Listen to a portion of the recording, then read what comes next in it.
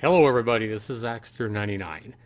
Now today in this video I want to go ahead and talk about one of my favorite games that's come around in years, and that is Dead by Daylight.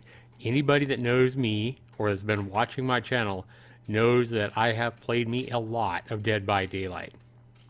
But in this video I want to go ahead and talk about their weekly Twitch show where they have the producer, typically Matthew Coate, is usually there. Dave Richer, the creative director, is usually there as well in their weekly live stream where they talk about, the current status of Dead by Daylight, what they're working on, what they're trying to improve, and sometimes they give clues about new DLC that's coming out, etc., etc. But in this video, I want to concentrate on how much drivel these guys spread to try to make their perks in the game look much more diverse and widely used than the reality actually is. For example, this past Thursday, March the 2nd, 2017, they showed the top 10 perks of killers played in the past week.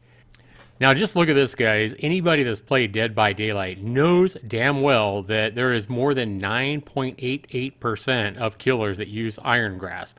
Brutal Strength at only 9.53%. Bull crap.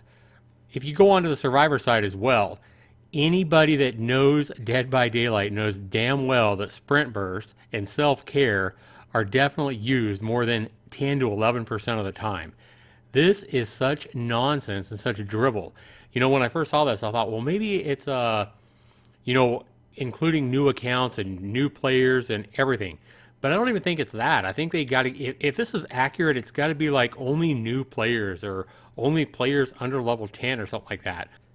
So I sat there and thought about this for a few moments because I know damn well that these stats are not being presented, in a true sense. They're very deceptive if they're accurate.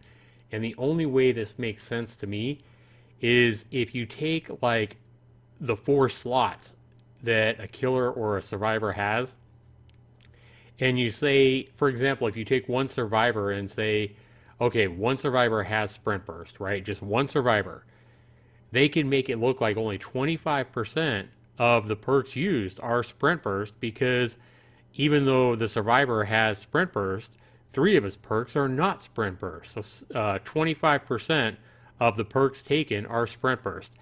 That is extremely deceptive by these developers, in a very deceptive way to try to make their perk system look much more diverse than it actually is.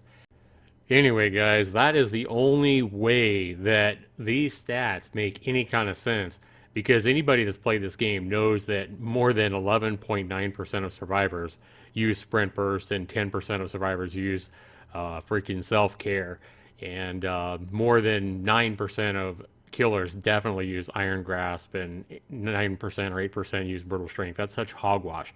Anybody that plays the game knows that, but I want to know what you guys have to say. When you guys see the developers for any kind of game or any kind of product put, stats or something about their product in such a bullcrap scenario to try to make it look like it's more versatile and diverse, does it make you trust the developers? I'd love to know. Be sure you guys let me know what you guys think down below in the comments. Thanks so much for watching. This has been Zaxter99. Take care, everybody.